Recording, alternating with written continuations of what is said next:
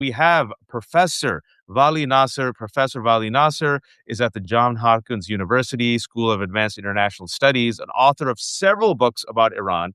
And lo and behold, his last book was Iran's Grand Strategy and Political History. Vali, thank you so much. First time you've ever Thank joined you. the Left Hook. I've been wanting to have you on for the past 4 weeks. Before we get into it, yeah, and how I frame this as how Iran wins and America loses, and I want to talk about the long plan, the war gaming that Iran has Mhm. already done. Did you ever think, Vali, because you've been following this your entire career, that the United States or a United States president would be so reckless and stupid to ever agree with Benjamin Netanyahu to assassinate Khamenei? I mean, it's unfathomable. But although I have to say that even during the June war, Israel tried very hard to assassinate Khamenei, and they didn't find him then. And then during the subsequent months, also Khamenei was largely absent. For some interesting reason, he decided basically to come back to his office exactly when the likelihood of war was at its highest. I think President Trump probably got very taken with the Venezuela model. That there is a scenario in which I can take out a leader, kill a leader, then basically claim a very quick victory. And there is a version of Delcy Rodriguez Mm, or that scenario in Tehran, and then we will call it. I can come out and say I solved the Iran problem. The 47-year-old, indigestible Gordian knot of Iran. I solved it, and I've done something that no other American president since Jimmy Carter has been able to do.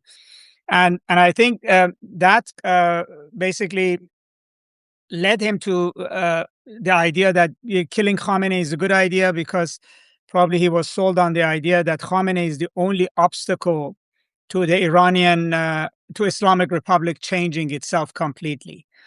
And so they killed Khamenei, and the impact has been the opposite. The regime did not fall like Israel had hoped. The regime did not change and metamorphose into a more amiable version like Trump had hoped. Actually, the regime became much harder. It became completely dominated by the Revolutionary Guards and by that faction of the Revolutionary Guards, which is actually the most hawkish, the one that believes that restraint invites aggression, and you have to take two eyes for every eye that United States or Israel takes, and that the only deterrence that Iran can achieve in this scenario is by escalating. And I think they had also had underestimated Iran. They thought that they would hit it hard and Iran would collapse. They had not uh, they had not calculated that Iran probably had organized itself like a boxer. For those of your viewers who remember the Muhammad Ali George Foreman fight, that Iran is actually organized itself like Muhammad Ali. It's actually once a long 15-round bout. Believes that U.S. and Israel were not prepared for going beyond second and third round. And then also that Iran decided to fight the war on a completely different battlefield that Trump had not calculated. And that's called global economy, energy markets, the Gulf.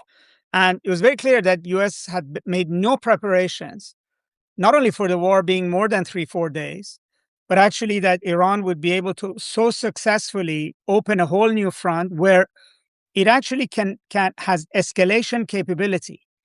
In other words, Trump says, "I'm going to escalate." They say, "We're going to escalate," and they showed it with when Israel attacked Iran's gas fields.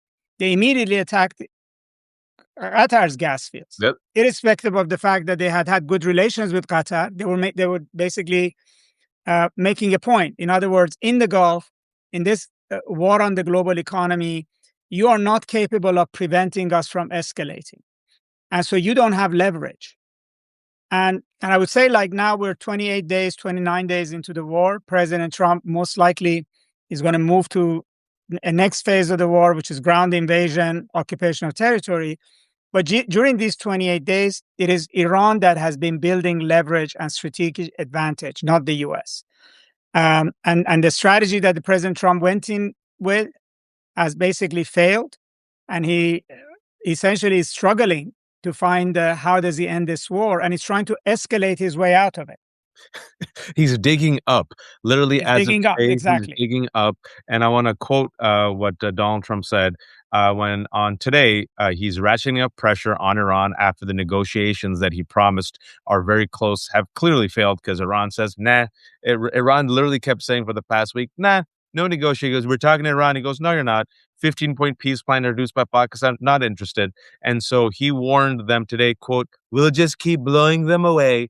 And clearly, it doesn't seem to be deterring Iran because Iran says, okay, you keep blowing us away. You keep committing war crimes. Israel, you go ahead and blow up the desalination plants. All right, you blow up the oil refineries. Yes, this is terrible. We'll just choke the Strait of Hormuz. And then a couple of days ago, Iran said, Strait of Hormuz is actually open except to our enemies. And Mhm. what we're seeing now, Vali, is something interesting is that I think due to the realization of foreign countries that they need Iran, that they need the Strait of Hormuz. This is having a type of escalation in the global markets. That this is not their war. And I saw Spain. Spain was the first country that said nope. And now you're seeing even India and China and Europe saying, nah, it's okay, Donald Trump, we're not going to get involved. And they're making side deals with Iran. Doesn't that just help Iran? Yes, it does. And I give you an example. This is how bizarre this war has become. Uh, the Before this war, Iran was selling maybe 1 million barrels of oil on the sly. In other words, secretly, it was selling it at huge discount at $47 a barrel, roughly. Now it is selling 1.5 million barrels of oil at $120 plus with no discount. So it's actually gaining a lot more money than it did before the war. And then you have a situation where the Secretary of Treasury says, actually, we will unsanction Iranian oil. Although Iran said, no, thank you, we're selling enough as we want. But basically, he was offering something to Iran that Iran could not get during peacetime at the diplomatic table. So if you're Iran, you would say, I'm getting more out of this war than I got out of negotiations. And you're right. The rest of the world is basically also hurting. Like India's running out of cooking oil Yep. because they all come from deep in the Gulf. World is going to face a huge fertilizer shortage. There's all kinds of trades in commodities, intermediary goods that relied hugely on the enormous port facilities of Dubai, which are now all locked up because of the Strait of Hormuz. And this is not the worst that can happen. I mean, the Iranians are basically right now restricting the strait, but they could actually completely close it by mining and varieties of things. But then if the Trump escalates, Iran can actually go after oil infrastructure in the Gulf. In other words, hit refineries, explorations, etc., which then would make the oil issue much bigger. And also the Houthis may come in Yemen, and they can also close or restrict passage from the Bab al Mandab into the Red Sea and out. And that would put additional pressure on the global economy.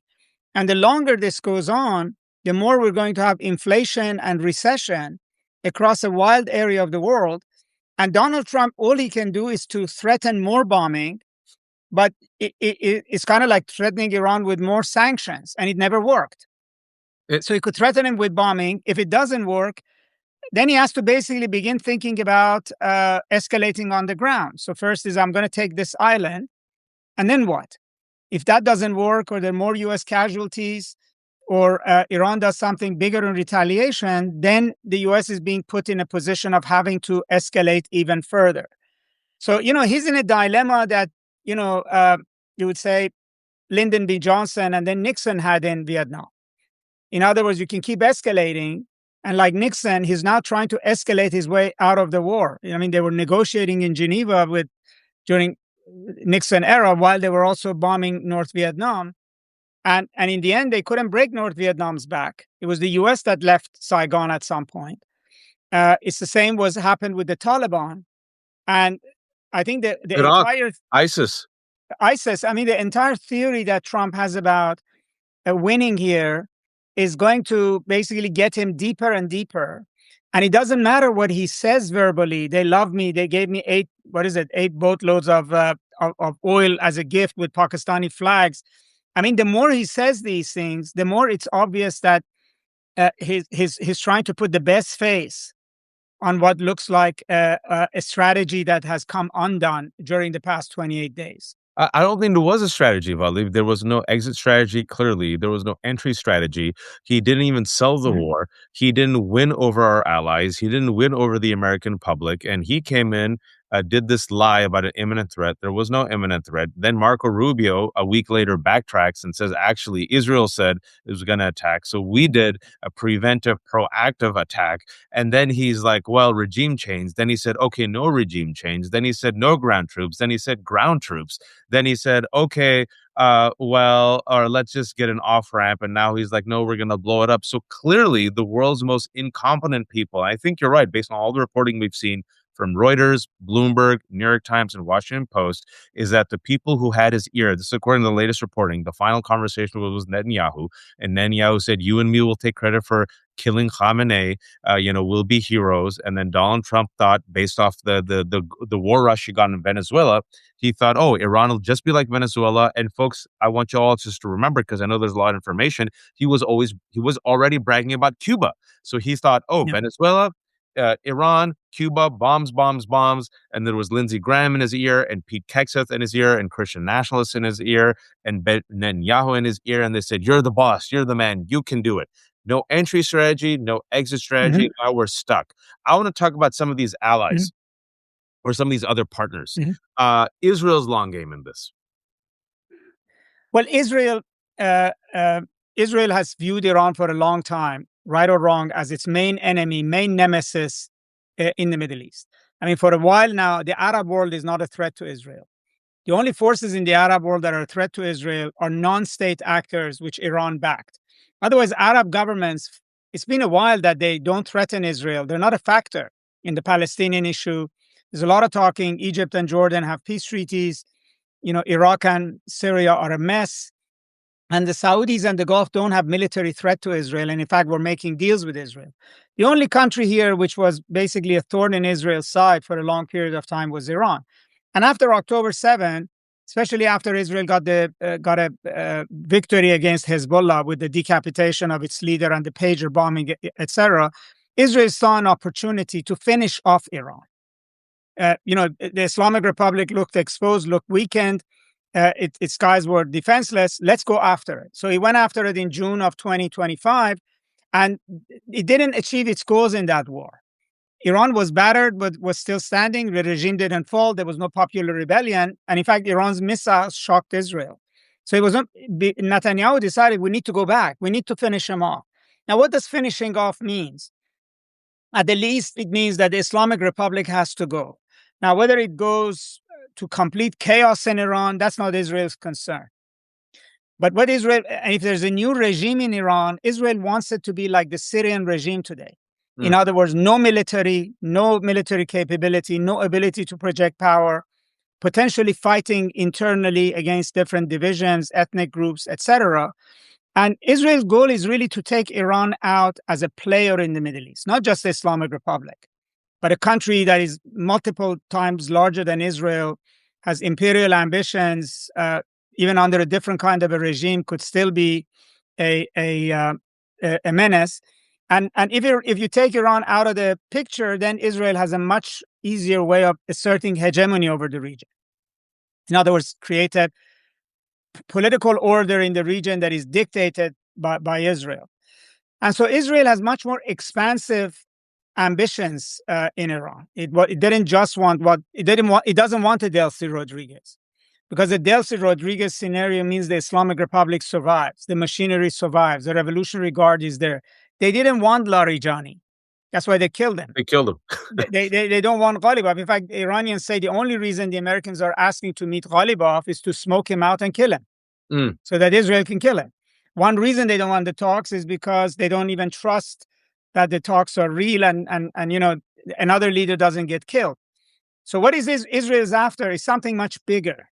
I mean, so Trump may be satisfied with some Iranian who wants to cut a deal, but if that happens, again, Israel would not have achieved its war aims, which is IRGC would stay there, the Islamic Republic would stay there, some degree of its missiles would stay there, and Iran will be there to fight another day.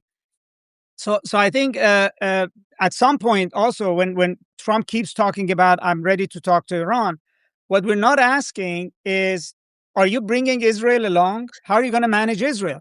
Because this time, in June, Israel started the war, and the United States only came in for 45 minutes to bomb Iran's nuclear facilities. This time, the U.S. is in. U.S. wants to do the ground invasion. U.S. is a big part of this, but it's really not a war between U.S. and Iran. It's a war between three parties. Iran is fighting both Israel and the U.S. And what is not being asked is, what is Israel's position about when this war ends? What is its desires? And whether if Trump tomorrow, even by some miracle, there's a way in which he and Iran could make an agreement, what is the strategy for actually bringing Israel along to accept the end game? And I really appreciate that point. We're going to get to that, and you explained it very succinctly. Is that people aren't really thinking about the Israel here? Because if I'm Iran, and I'm putting myself now in Iran's shoes, okay, United States, you and me have a deal, even though we did have a great deal with the Iran-U.S. deal, and Donald Trump, you blew it up, and Donald Trump, you escalated. But I don't trust Israel because Israel convinced you to blow up the deal. Israel convinced you to join in and degrade our nuclear facilities. And even though you and me are okay, Israel has clearly signaled to the world that they want us decapitated. And then, by the way, now they're being so arrogant, they're openly saying after us, they're going to go after Erdogan. So we know that you are the cucks of Israel. You do what Israel says. You love Netanyahu. We don't have any faith in Republicans or Democrats who take money from AIPAC. So it is not in our interest to actually stop, because even if you and we are okay, you have literally given the aid of Netanyahu to do what he wants to do in the West Bank, in Gaza, in Iran. I think the Israel component here, and you can't even bring this up, Vali. You know how frustrating it is. The more you and me, people who look like us with our names, bring this up, we get called anti-Semites, right? You know how it goes. Oh, you're criticizing Israel only. But we're like, if you just look at the facts, we have both sides of the aisle essentially giving a free pass to these pro-Israel and also Christian Zionist, Christian nationalist war hawks who refuse to, in any way, shape, or form, turn off the tap, if you will, to Netanyahu. And if you don't turn off the tap, and if you don't restrain Netanyahu, we're going to be stuck in this quagmire. And I'll give you an example. You already mentioned it. It seems very clear that Israel further dragged the United States into this war because they're the ones who bombed that shared border between Qatar and the gas field between Qatar and Iran, knowing full well Iran would respond. Iran responds, like you said, by attacking Qatar. Qatar then goes to the United States and says, what the hell, man? Then I'm sure you saw a couple of days ago, Trump, for the first time ever, criticizes Israel, right? Says, okay, Israel, stop. But then Iran then retaliates, which then draws United States more and more in. So my question then is, if you're Iran, you're sitting there realizing Israel is going to be belligerent, and the United States eventually is going to be like led by Israel anyway. Why should we stop? Do I have this wrong here? Am I being unfair? No, you're not. I mean, I think the Iranians are following a two-tier strategy. One is that they continue their missile attacks on Israel. I guess in a belief that at some point Israel would also believe that war with Iran is not that easy, and maybe it doesn't want to pay the price for it, or the Israeli public would also come to see that this is really costly. I mean, the Iranians are not trying to break Israel's back with 5,000 missiles or 500 missiles. All they need to do now that they have depleted a lot of Israel's interceptors, is to just keep hitting 20 missiles a day, some getting through, some not getting through, some days more, some days less, just to disrupt Israel's economy, and also play psychological warfare, and then try to hit bigger and bigger targets, so that they bring home to Israel that this is not cost free. Let's put it that way. That's a strategy. I don't know if it's working yet, but that's why they keep hitting Israel. The second is to actually escalate the cost on the United States and the global economy in a way that the US and the rest of the global economy comes to the conclusion that with Iran, not all options can be on the table. You cannot defeat Iran militarily, whether Israel wants it or not, that there has to be a a diplomatic solution. Because part of the whole strategy with Iran since Donald Trump came out of the Iran nuclear deal, since Israel, UAE, Saudi Arabia, these countries persuaded the US administration to abandon the deal that it had signed, was that war with Iran would be easy. Mm. And that's why they kept pushing for it. And now gradually the war is becoming more and more costly. Yes, Donald Trump may be stuck and he has no choice but going forward. But Iranians want to sort of prove to every politician in America, those who might be running in presidential elections 2 years from now, every senator, every congressman, that your assumptions about Iran should not be Iraq 2003. That Iran is yes, although Iraq should have taught us a lesson, and Afghanistan, but it seems that the lesson was not learned. That look, if you want to go down that path, I mean, you deliberately sabotaged a nuclear deal you yourself signed under the assumption that you could afford escalation and war. And so the path that you followed has led you here. And the cost has to be high enough for the US to actually agree to change course. I think the Iranians say right now very openly, we don't want ceasefire. We Yep. want end to war. So the United States has to come to a point that it also wants end to war. Now, end to war obviously includes Iran giving some things like no more enrichment, no more nuclear, etc. But that the United States also has to give Iran some things that Iran wants, which is a guarantee that you're not going to do this every 6 months or every 2 years, that there has to be an end to war. And secondly, that you have to give us economic relief, most fundamentally. You basically choked our economy for 7-8 years. You had your knee on our economy's neck. That created mass rebellion in Iran, which was hugely costly to the regime. And now you've invaded us and inflicted a huge amount of damage on the country. And you have to compensate for that, and you have to actually relieve economic pressure. So the Iranians see this war as a way of renegotiating with the United States the situation that they were in, and they think they can get there. So why stop? Because the policy that Israel sold to the United States has been following hasn't worked. Nope. Right? It hasn't worked. And at some point, this becomes much more obvious. I mean, there's a point after which doesn't matter what Lindsey Graham says. I mean, people will begin to see that the emperor has no clothes. Doesn't matter what fibs Donald Trump spins out, how many ships of oil have I got? They really are desperate to talk to me. In the end, he comes to the conclusion that the United States either has to sign up to a much, much bigger war, and the global economy has to suffer through the consequences of that war, or that I have to sit down and talk to these people. And talking to these people doesn't mean that I put a piece of paper in front of them and expect them to surrender. It means that I have to actually negotiate in earnest. And the Iranians think the longer they go, the more their hand would be stronger and Trump's hand would be weaker. And I would add one other thing here that is important. I mean, the way this war is going, the US has depleted a lot of its weaponry, particularly defensive weaponry. If you're China or Russia, you might say this is the time to act. This is the time to expand a new front with the United States. Its capability to actually, counteract militarily is the lowest. The U.S. has run through something like 3/4 of its interceptors globally in this war. It's not able to reproduce them very quickly. And so the war is also costly to the United States at a much, much bigger arena outside of the Middle East.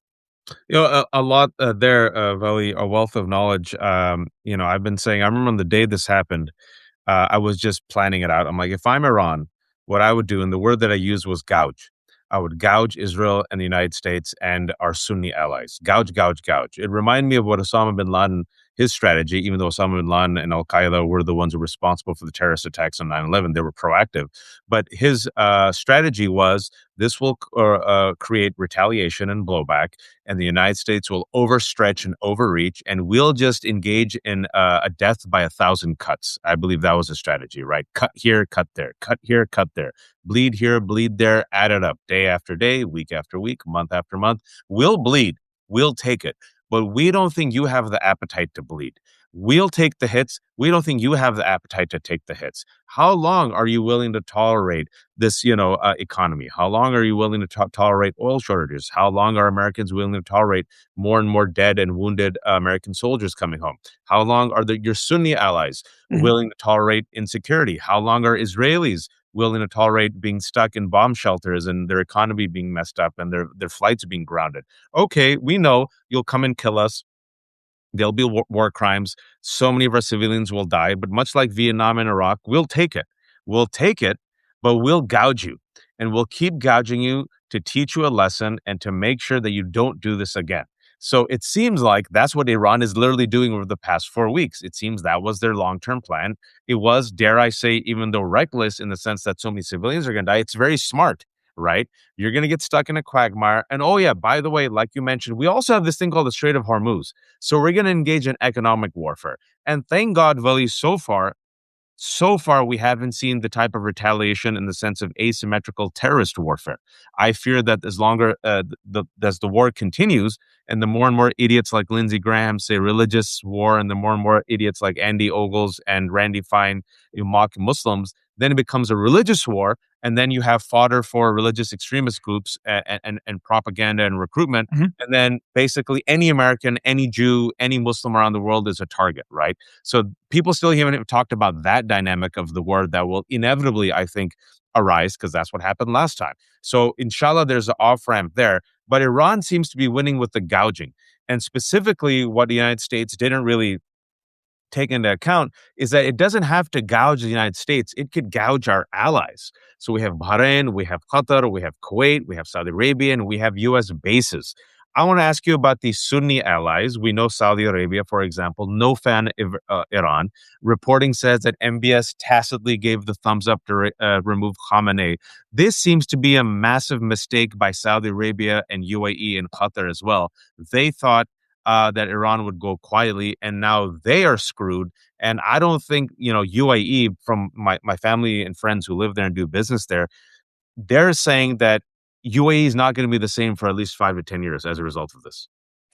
Well, yes. I mean, partly Iran, uh, all of these countries, some of them were more neutral or friendly to Iran, like Oman and Qatar before. Some were much more had a much more history of animosity with Iran. Saudi Arabia only normalized relations with Iran fairly recently. UAE lobbied against the nuclear deal, and Bahrain still doesn't have relations with Iran. But none of them wanted the war. They Mm. actually all argued against it. But it was very clear that compared to Israel's influence on Trump and Trump's own ego, in the end, they were not a factor in that decision. Can I ask you a question, Vali, real Mhm. quick? Because there's some reporting that Saudi Arabia disputes that MBS gave a thumbs up to it. Where are you on that? I don't think so. I think some of that beforehand had to do with the fact that just before the war, there was a massive tiff between UAE and Saudi Arabia over Yemen and over Sudan. Saudis bombed UAE's positions. And there was a start of a campaign in the US to call Saudi Arabia anti Semitic. Really an Islamist state died in the war. And I think Saudi Arabia started trying to say certain things that would ameliorate the sort of the pro-Israel voices in Washington. So I think some of it was that. But I think the reason I don't believe it is because I think the Saudis, Emiratis, Qataris, they were all smart enough to know that the United States is not going to knock Iran out. And what they're going to do is actually just inflame the situation in the Gulf, although they hadn't calculated on this degree of inflammation. And basically, they knew that the U.S. will not finish the job. So why start something you're not going to finish? They had no confidence in the U.S. being really not leaving a mess behind. It's not that they liked Iran. It's that they thought that the U.S. would actually not provide a final solution. And that's why the solution they had found, like open embassies, do minimal trade, go between Tehran and the Gulf, was their way of basically de-escalating. The U.S. decided to go to war. Now that the war has happened, at least UAE and Saudi Arabia are openly saying, okay, now that you've done it, now that you've created a much harsher, more risk-taking IRGC dominated Iran, you need to finish it. Because any scenario that they stay there, our economies won't come back. I mean, end of the day, you would say all of these governments, Qatar, UAE, Saudi Arabia, their economies in a way has been hugely damaged by this. It's not about oil. Oil impacts US and the rest of the world. In fact, maybe those countries are also collecting much higher oil revenue right now with higher oil prices. But for UAE and Saudi Arabia that invested trillions of dollars in the future economies, travel, tourism, banking, AI, data centers, airlines, the Gulf being the hub of the world, trade, etc., all of that has basically been shattered. And it's not going to come back until risk is lifted from the Gulf. Now, how will risk get lifted? UAE's now position is risk will get lifted if the Islamic Republic is completely removed, which means that they're asking the US to sign up to a maximal campaign against, because they're not capable of taking Iran out. Israel is not capable of taking Iran out. They all need the United States ultimately to do with Iran what they did with Saddam. So that's basically their solution. Others are more cautious, like Qatar is basically saying, we have to live with Iran. Doesn't matter what ends up in Iran. We're neighbors and they're not going anywhere. We need to coexist with them. So it's a very different kind of an approach. And I think end of the day, the Gulf is stuck between a stone and a hard place. What they've discovered, Bajad, is that the United States cannot defend them and will not defend them. Yep. The US only defends one country in the region. And that's what it had prepared for. The USS Gerald Ford, the USS Abraham Lincoln were there to intercept Iranian missiles directed at Israel, not what would be coming to the Gulf. And since this war have started, the Gulf has been on its own. Whether they're attacking American bases or attacking infrastructure or they're attacking gas fields, oil refineries, the Gulf has been left on its own. So the country that they thought for past 47 years was basically their shield against Iran clearly has not only is malfunctioned and also has brought the war to them. So the only value American bases have had is to invite war, not to protect against war. And then they're looking at Iran that now has become extremely aggressive and has basically crossed the line with them. The line that it had never been crossed before has been crossed. It had once been crossed in one occasion when they attacked oil facilities in Saudi Arabia in 2019 in Abqeir, but not in this scale. So now the question is, how do you de-risk the Gulf? It's not a question for the Gulf of only punishing Iran. I can fully understand Saudis, Emiratis, Qataris, Kuwaitis feeling that their nationalism, their patriotism has been aggrieved. Everybody would be. I'm even average people, aside from the overlords. But getting into a war with Iran, every step they take, they are unprotected, first of all, by the US. And secondly, it doesn't de-risk the Gulf. A prolonged confrontation with Iran only means that the shadow of war will remain on the Gulf even after the United States leaves. And so the dilemma the Gulf has is that is now also caught in a bad place, which is how do we go back to normalcy? And I think you are seeing very different strategies here. In the past 2 days, United Arab Emirates has become much more aggressive. If you read their ambassador's op-ed in Wall Street Journal, is diametrically the opposite of what the Qatari spokesman of the foreign ministry put on the table, which is we have to coexist with Iran, right? And it suggests that the Gulf has to basically, when this war is over, really rethink its future, which is how do we get our economy back? How do we protect ourselves? What kind of do we need bases? I mean, if these bases only bring war but don't defend you, what is the point of them? right? They literally make them into targets. Made them a target, but then having made them a target is not defending them, right? In other words, when Iran first hit $1 billion radar system on the major base in Qatar, the argument was, well, the radar is being used to attack us and it's on your base. So then debris fell from whatever was incoming on the streets of Qatar. Qatar Airways suspended flights, etc.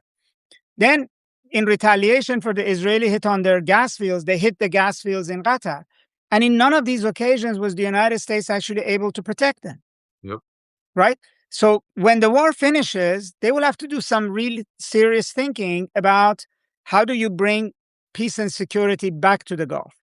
And I think that's not an easy answer for them.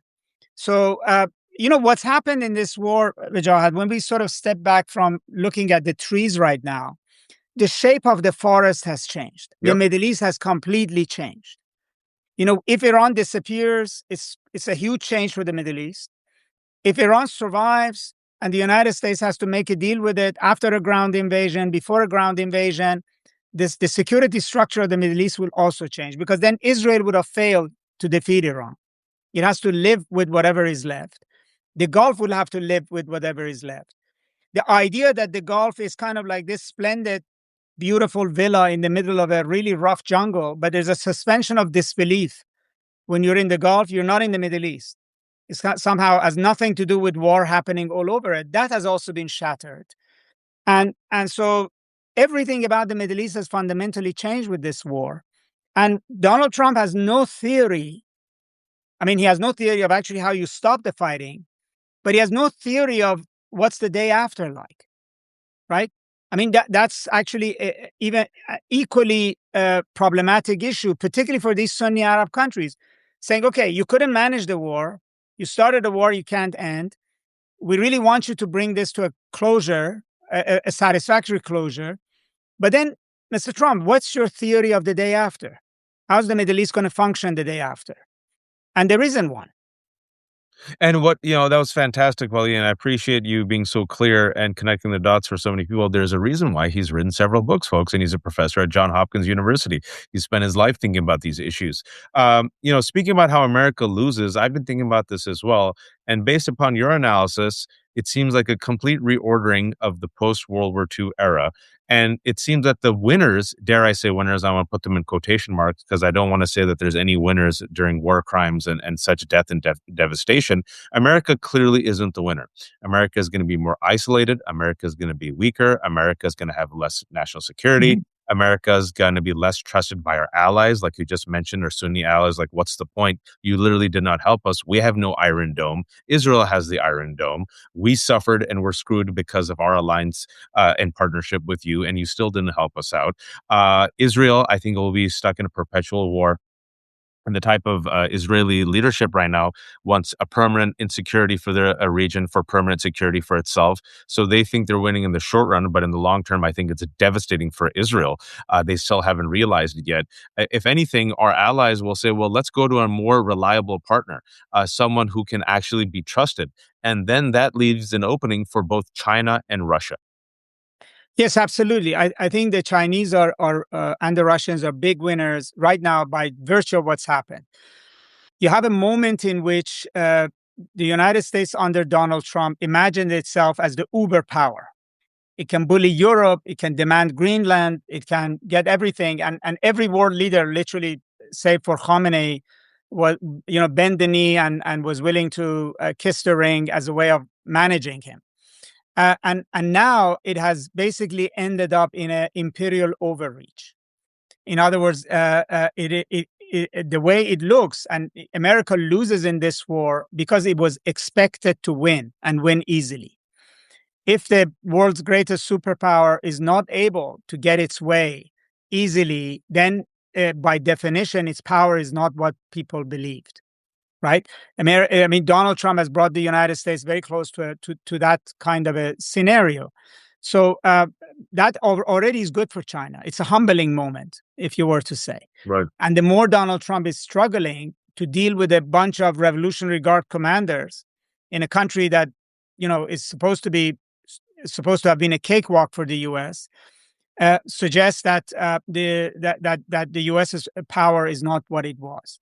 Secondly, the U.S. is in a great danger of reversing what has been the wisdom since the Obama era, that we have to put endless wars in the Middle East behind us and focus on where great power rivalry, China, Russia, Asia, Europe, etc.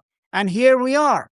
He's back to the George Bush Jr. moment of getting us into a mother of all endless wars in the Middle East, because Iran is orders of magnitude larger and more complicated and difficult than Iraq is. And if the United States ends up stuck in the Middle East for 5-10 years from now, it is a total win for China. Thirdly, both China and Russia are, even in the short term, benefiting from this. The Russians are selling a lot more oil at much higher prices. And also, the Ukrainians are being denied critical weaponry, which now the United States has to ship to the Middle East to protect against Iranian weapons. It's almost like the Iranians are depleting Ukraine's air defense systems to the Russia's benefit. And for the Chinese, the more the United States gets bogged down in the Middle East, the more it will have to take its eyes off of Asia. So Asian security, the Quad, supplying Taiwan, Korea, etc., with varieties of defensive, offensive weaponry, gets put on hold. And then thirdly, I would say that in the end, the way the Iranians are talking, that when this war ends, the United States will not be the only outside power with outsized role in this region. Yep. We want the Chinese and the Russians on the table because those are the only countries we trust. Yep. Right? And the United States, partly Iranians saying the United States will not have a say in that. Iran's foreign minister at one point a few weeks ago said that the new order in the Strait of Hormuz will be coordinated with China, which is a very interesting, open-ended, vague statement. But basically, that China will be part of regional security, and actually, the Gulf countries may be very open to that, because they also are going to want to hedge, and ultimately, the Chinese may be in a much better position without having spent a bullet in the Middle East, without having put a dime in the Middle East, to actually see the United States weakened in the Middle East, ultimately, and they having a much bigger role as a sort of a outside arbiter that can help with security of the Gulf and its maritime traffic. And so, in a way, Donald Trump took his eyes off the ball that he himself put on the table, that it's all about China. It's all about that great power rivalry. The fact that he had to cancel his trip to China right now means that Middle East has come to dominate what should have been his big agenda, which is global trade and the balance of trade with the Chinese. That's now on the back burner.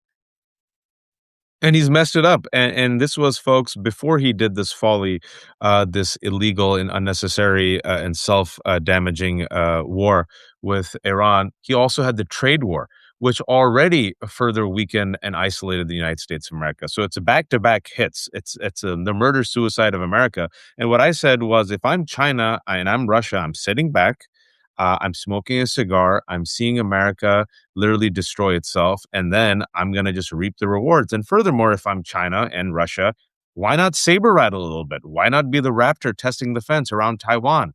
If I'm Russia, why not test the fences around Ukraine and Poland, right? Because if you have expansive ambitions, which both of them do, you can help now remake the shattering of the post-World War II order, and you can carve up the sphere of influence. So more and more China, more and more Russia, less and less United States of America. You already see Pakistan.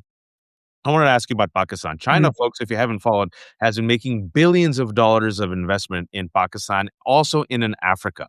And Pakistan and Africa and a lot of the African countries already have been swaying towards China because of this massive investment China has made in the Pakistani economy, right? So many Pakistanis have also been won over by China, and they're like, hey, good business with China. They're the ones who have built this infrastructure. So here comes Pakistan, and I know Pakistan, specifically the leadership, within Pakistani, I could tell you, communities, they say there's a word ghulam, which means I don't know if you know it in Farsi also. Ghulam Yep. means servant. They're Servant. Yeah. the servant of Saudi Arabia, right? So Pakistan's like, I have a 15-point plan. So they're like, all right, maybe Saudi Arabia and China's like, okay, Pakistan, go forward and see if you can be the negotiator and get Donald Trump to the table. You've seen the 15-point plan, which essentially is a reboot of the U.S. Iran deal that Obama made, which is so painful. It's us literally going back to what we had. And Iran is saying, for the reasons you mentioned, now we're okay, we're good. But Witkoff and Kushner are on it, Vali. So I'm sure you have faith in Witkoff and Kushner. Your opinion on this 15-point plan and the insertion of Pakistan here to try to mediate some peace? So first of all, Iran said that it won't talk to Kushner and Witkoff because it believes that they misrepresented what had happened at Geneva before the war, and they referred to them as having backstabbed Iran. So they said they would not meet with them, and if they are going to be the emissaries, they need to have a chaperone in the form of J.D. Vance. So there's an alternate ear in the room than those two. The 15-point plan probably came from Washington. It's a rehash of what was on the table in Geneva, anyways. Now, how did Pakistan come into this? Maybe the Saudis maybe put them up to it, but also the Pakistanis are really worried that if the war gets out of hand, the Saudis may invoke this strategic partnership that they signed with the Pakistanis and say, we've given you so much money, we signed a deal with you, you need to go fight the Iranians. Yeah, and the Pakistanis definitely don't want to do that. And so it is to their advantage to play good. And then, maybe there was also conversations between the Pakistanis, the Turks, and Egyptians when all of them were in Saudi Arabia for this extraordinary meeting of the Islamic countries around the war about a number of days ago. Now, the Pakistani military chief has good relations with Trump, has good relations with Witkoff. Maybe he reached out. He probably got an okay to sound out the Iranians. And they tried to actually have a meeting this weekend. But then this morning, the Pakistani foreign minister basically indicated there's no meeting happening. It's not going to happen. And I think largely because the 15-point plan is very far from where Iran is. Hmm. In that sense that the Iranians actually are not interested in this 15-point plan. They're interested in guarantees that no war would happen, economic compensation, American bases leaving the region. I mean, much bigger sets of renegotiating a post-war order in the region, not just going back to the ceasefire that would be what Trump has in mind. And secondly, I think the Iranians don't trust negotiating with Trump easily because twice they were negotiating and he attacked them. So they're convinced that negotiations in Islamabad this weekend would only be a diversionary tactic for what would be a ground invasion because they don't think Trump is ready to actually negotiate in earnest. And so their estimation is that the war has to go on longer for the United States to really calculate that its fortunes have changed. And, there are some fundamental facts here. Iranians may listen to you. They may also listen to Tucker Carlson and say, well, yes, for the first time, actually, there's very strong, left of center and right of center opposition to the war. But the war has not really impacted the Americans in a way to really create a veritable pushback against Trump. Now, yes, oil prices and inflation have gone up, but not long enough to actually for average American to connect the dots. The war has not really impacted families in the form of American casualties. The news is still Trump can control the news by saying, "Look, it's kind of like a video game where we're destroying everything in our path."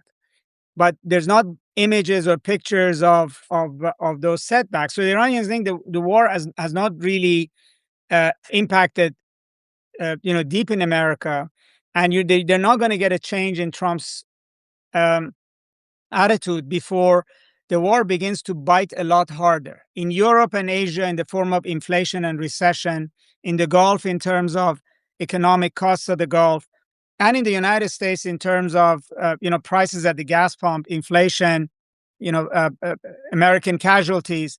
And they think that everybody might still be under the impression that the end of the war is very near, so they don't need to get too upset. Yep.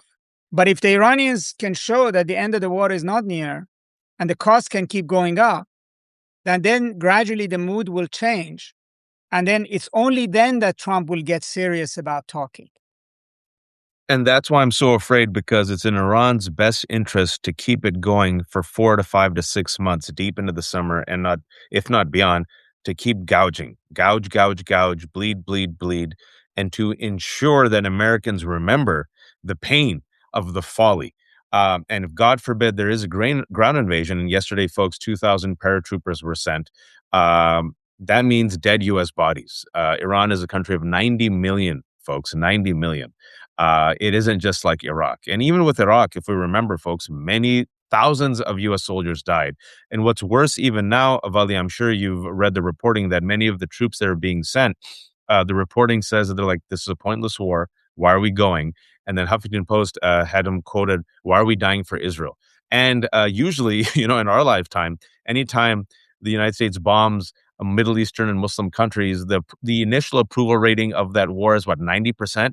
He started off on the back foot with a majority of Americans against this war, right? So I'm hoping, this is me, gosh, the world's worst optimism, because the bar is so low, that because he messed up so bad, because we don't have the appetite for war, because already a majority of Americans are against it, because the right wing is against it and it's not rah, rah, rah, maybe, inshallah, this off ramp doesn't have to take 1 year or 2 years or 6 months. Maybe it could just be done in 2 or 3 months. I don't know. But you have made a very convincing case that it is in Iran's best interest, based upon the history of Donald Trump, his unreliability, his recklessness, his lack of willingness to negotiate in good faith, that they're like, all right, never again. Gouge, bleed, bleed, bleed. And we're going to make sure that the rest of the world no longer has appetite for this war, even though Israel might. And even Israelis, we're going to make sure that you realize the folly of this war, and maybe you'll turn against it as well. The final question I have for you, Vali, and thank you so much for coming on. Come back anytime. I've been wanting to get you for a month, is what's the off-ramp? If you could consult Donald Trump right now, knowing his personality, knowing this is a man driven less by, if you will, a theory, less by strategy, less by any sort of interest in national security or the protection of America or the protection of the rule of law. He doesn't care about any of that. He cares about being seen as a winner. It's all about placating his ego. And you also know what Iran wants. And you also know how Israel's behaving, specifically Netanyahu, who needs forever wars to stay in power, right? What would be your advice to Donald Trump right now to give him an off-ramp that would bring Iran to the table and at the very least bring the temperature way down and gives everyone a type of face-saving win? Well, the first thing is that I think a ground invasion would actually make it much more difficult for him to even claim victory, to grasp at anything, and it would actually maybe play to Iran's advantage, because the question is not who is more powerful. The question is who has more tolerance of pain. That's right. One thing for Iranians, people, government, etc., they know how to suffer. They've been suffering for 47 years. People under their own government, in wars, etc., and the Revolutionary Guards that are leading Iran, they're veterans of many wars, and they're prepared to go through that sacrifice. But I think if he were to stop at this point and then try to explore ways in which he could have a meaningful dialogue about an exit strategy, then he's not going to get everything he wants, but he's going to be able to stop the bleeding. I'm afraid that he's not going to see it that way, because the way he made decisions about this war was not thinking about all the pains and everything that can go wrong at the beginning, but rather basically thinking we should go to war, and now realizing gradually that it's actually not as easy as he thinks. And I'm not even sure how much he knows, because New York Times had this report that the way that he's being presented things is not giving him bad news, showing him videos of things blowing up, and that he might not quite understand exactly what's going on. The only things that register with him are the stock market and oil prices, because those are the two things that he's gauging. And we're not at the point. So in a way, I'm not sure how much is open to actually really thinking about an exit.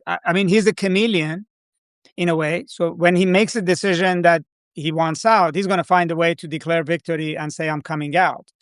And actually have a serious negotiations with the Iranians around ending the war. But this can only get bad from this point forward. I mean, the likelihood that the United States is going to just land a lucky, knockout punch to Iran is not is there, but it's not very high. I think this regime in Iran had prepared itself for this kind of a slug. United States, after close to a month, has not knocked it out, and it's not going to knock it out easily. So the question is, how much tolerance does the United States have for a very long bout? And the longer this goes on, and Trump doesn't get his way, the more then the advantage is on the Iranians, and the more the Iranians sacrifice in this war, the less they will be in the mood of giving something big on the table to get ceasefire. I mean, after everything's devastated, they're going to want a very big price before they let you off the hook. It's we're being led into disaster by the world's worst people. And folks, after 4 weeks into this war, the United States managed to replace the older, dying Khamenei with a younger, more radicalized Khamenei. Yes, exactly. Where the Revolutionary Guard is digging down and deeper, and the Iranian people, even though 85% of them are Sovali, right, were against this regime now because literally their girls are being killed by U.S. Tomahawk missiles. Are like, okay, let's rally around this regime that we hate, but just for the sake of our survival. And Iran says, okay, if you're going to come after us, well, we'll just bleed you, and we'll bleed your allies, and we'll choke off the world markets, and we're going to make sure the world remembers what happens when you go after Iran, so you never do this again. And you have white Christian nationalists, Zionists, Christian Zionists, the world's worst people giving Donald Trump the advice right now. Pete Hegseth and Mike Huckabee and Lindsey Graham and Benjamin Netanyahu folks. So any adults in the room have been replaced by genocidal psychopaths and the most incompetent people. And I unfortunately agree with you, Vali. It seems like we're going to be stuck in this for a while. And I hope somehow, inshallah, there is some random opening that happens that you and I don't see right now that creates an off ramp. But this is going to be very, very painful for a while. Vali, thank you so much for your amazing analysis. Vali Nasr is a professor at Johns Hopkins University School of Advanced International Studies. He's the author of several books on Iran. He's been thinking about this, writing about this, warning about this. In fact, his last book was Iran's Grand Strategy and Political History, talking about how Iran has wargamed these scenarios and how Iran is planning for the long-term plan in case Israel and the United States attack it. And voila, here we are. And folks, every president before us has been presented with the option of removing this regime. But even they were like, that would probably be disastrous until Donald Trump. And voila, here we are. Vali, how can people shamelessly promote yourself and tell us how people can listen to you, read you, and where people can find you? Well, I'm on social media, on X, on Blue Sky, on Substacks, and I post things. I don't have my own outlet as such, so you can follow me on those platforms. And then, my book is available. It came out only in June of 2025. It's available on Amazon. It's called Iran's Grand Strategy, a Political History, which really delves into what's the mindset in Iran, where does it come from, and to understand the Iranian side and the adversary that the United States is confronting. People really loved you. I hope you can see the love in the chats. Thank you. They're asking, can you come again? Anytime. Would be my pleasure. Thanks for inviting me. It was great to be with everybody. I love it. We're going to bring Vali back, inshallah, in a week or two when he's free. Thank you all for watching. I'll be back at 3:15 with Emma Vigeland. Everyone else, in the meantime, there's about 1,800 people, almost 2,000 people watching this. I'm talking to Vali Nasr. We will have this conversation up. It's a very important conversation. If you really want to understand Iran's long-term plan and how Iran actually might win, how China might win, how Russia might win, and how the United States will lose in this unwinnable war, please go back and listen to this conversation. I'll have it published. Thank you all for watching. Please subscribe to The Left Hook. Everything is free. I'm a terrible capitalist. I'm a terrible son of immigrants. I've kept everything free. If you can become a paid subscriber, it's only $3.75 a month. If not, I get it. At least listen to this.